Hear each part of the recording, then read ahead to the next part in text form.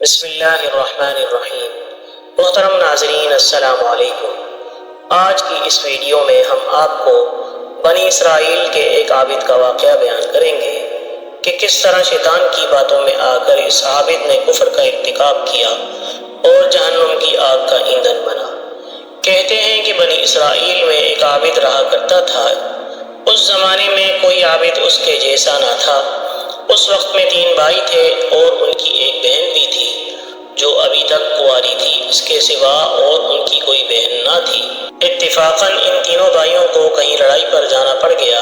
ان کو کوئی ایسا شخص نظر نہ آیا جس کے پاس اپنی بہن کو چھوڑ کر جائیں اور اس پر بھروسہ کریں، لہٰذا سب نے اس رائے پر اتفاق کیا کہ اس کو عابد کے سپرد کر دیں۔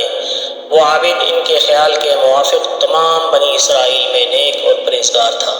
چنانچہ اس کے پاس آئے اور اپنی بہن کو حوالے کرنے کی درخواست کی کہ جب تک ہم لڑائی سے واپس آئیں ہماری بہن آپ کے سائے شفقت میں رہے گی۔ عابد نے ایسا کرنے سے انکار کر دیا اور ان سے اور ان کی بہن سے خدا کی پناہ مانگی، اور وہ نہ مانے اور اصرار کرتے رہے کہ ان کی بہن کو اپنی نگرانی میں رکھنا منظور کر لیں، حتیٰ کہ عابد نے ان کی درخواست کو منظور کر لیا اور کہا کہ اپنی بہن کو میرے عبادت خانے کے سامنے کسی گھر میں چھوڑ جاؤ۔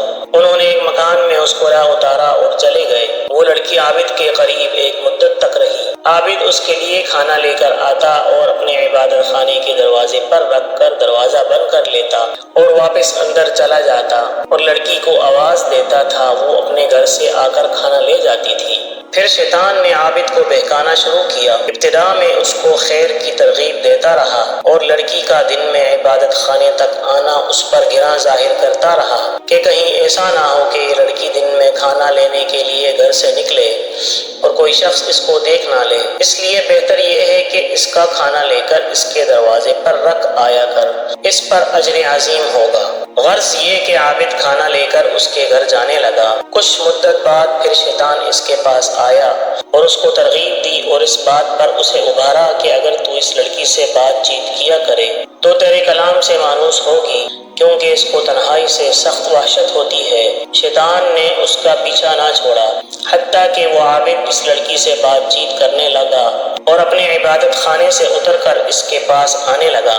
پھر شیطان اس کے پاس آیا اور اس سے کہا کہ تو اپنے عبادت خانے کے دروازے پر اور وہ اپنے گھر کے دروازے پر بیٹھے اور دونوں باہم باتیں کرو تاکہ اس کو خوشی محسوس ہو۔ آخرکار شیطان نے اس کو عبادت خانے کے دروازے پر لا بٹھایا۔ لڑکی بھی گھر کے دروازے پر آئی۔ اسی طرح ایک زمانے تک یہ حال رہا۔ شیطان نے عابد کو پھر کار خیر کی ترغیب دی اور کہا کہ بہتر ہے کہ خود لڑکی کے گھر کے قریب جا کر بیٹھے اور ہم کلامی کرے، اس میں زیادہ دلداری ہے۔ عابد نے یہی کیا کہ اپنے عبادت خانے سے لڑکی کے دروازے پر آ کر بیٹھتا تھا اور باتیں کرتا تھا۔ ایک عرصے تک یہی کیفیت رہی۔ شیطان نے پھر عابد کو ابھارا، اگر عین گھر کے اندر جا کر باتیں کیا کرے تو بہتر ہے تاکہ اس لڑکی کو باہر نہ آنا پڑے اور کوئی اس کا چہرہ نہ دیکھ پائے۔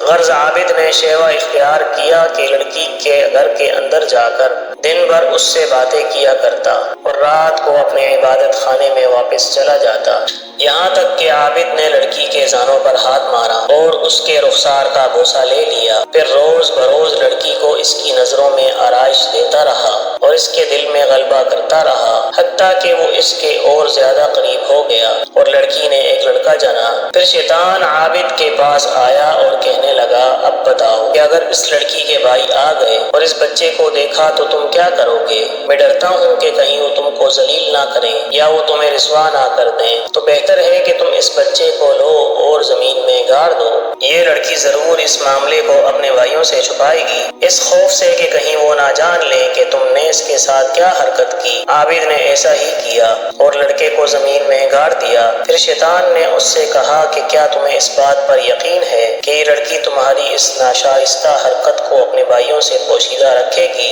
ہرگز نہیں، تم اس کو بھی پکڑو اور ذبح کر کے بچے کے ساتھ دفن کر دو۔ غرض اس عابد نے لڑکی کو ذبح کیا اور بچے سمیت گھڑے میں ڈال کر اس پر ایک بھاری پتھر رکھ دیا۔ زمین کو برابر کر کے اپنے عبادت خانے میں جا کر عبادت کرنے لگا۔ ایک مدت گزرنے کے بعد لڑکی کے بھائی واپس آئے اور عابد کے پاس جا کر اپنی بہن کا حال پوچھا۔ عابد نے ان کو اس کے مرنے کی خبر دی۔ افسوس ظاہر کر کے رونے لگا اور کہا کہ بڑی نیک دیکھو یہ اس کی قبر ہے۔ بھائی قبر پر آئے اور اس کے لیے دعائے خیر کی۔ پھر راوی بیان کرتے ہیں کہ جب رات ہوئی اور وہ اپنے بستروں پر سوئے تو شیطان ان کے خواب میں ایک مسافر آدمی کی صورت میں آیا۔ پہلے بڑے بھائی کے پاس گیا، اس سے بہن کا حال پوچھا۔ اس نے عابد کا اس کے مرنے کی خبر دینا اور اس پر افسوس کرنا اور مقام قبر دکھانا بیان کیا۔ شیطان نے کہا سب جھوٹ ہے، تم نے کیوں کر اپنی بہن کا معاملہ مان لیا؟ عابد نے تمہاری بہن سے بدفعلی کی اور اس نے ایک بچہ جنا۔ عابد نے تمہارے ڈر کے مارے اس بچے کو اس کی ماں سمیت ذبح کیا اور گڑھا کھود کر دونوں کو اس میں ڈال دیا۔ شیطان نے مزید کہا جس گھر میں تمہاری بہن تھی اس کے اندر داخل ہونے میں وہ گڑھا دائیں جانب پڑتا ہے، تم چلو اور اس گھر میں جا کر دیکھو، تم کو وہاں دونوں ماں بیٹے ایک جگہ ملیں گے۔ پھر شیطان دوسرے بھائی کے خواب میں آیا، اسے بھی ایسا ہی کہا۔ پھر چھوٹے بھائی کے خواب میں آیا اور اسے بھی ایسا ہی کہا۔ جب صبح ہوئی تو سب لوگ بیدار ہوئے اور تینوں بھائی اپنے خواب سے تعجب میں تھے۔ ہر ایک آپس میں ایک دوسرے سے بیان کرنے لگا کہ میں نے رات عجیب خواب دیکھا۔ سب نے باہم جو کچھ دیکھا تھا بیان کیا۔ بڑے بھائی نے کہا کہ یہ خواب فقط ایک خیال ہے اور کچھ نہیں، یہ ذکر چھوڑو اور اپنا کام کرو۔ چھوٹا بھائی کہنے لگا میں تو جب تک اس مقام کو دیکھ نہ لوں گا باز نہ آؤں گا۔ تینوں بھائی چلے جس گھر میں ان کی بہن رہتی تھی، آئے دروازہ کھولا اور جو جگہ خواب میں بتائی گئی تھی اسے تلاش کیا اور جیسا ان سے کہا گیا تھا ان کی بہن اور اس کے بچے کو ایک گڑھے میں ذبح کیا ہوا پایا۔ انہوں نے عابد سے کل کیفیت دریافت کی۔ عابد نے اس قول و فعل کے بارے میں تصدیق کی۔ انہوں نے اپنے بادشاہ سے جا کر عابد کی شکایت کی۔ عابد کو پھر اس کے عبادت خانے سے نکالا گیا اور اس کو مارنے کے لیے لے جایا گیا۔ جب اس کو مارنے کے لیے لے جایا جا رہا تھا تو شیطان اس کے پاس آیا اور کہا تم نے مجھے پہچانا،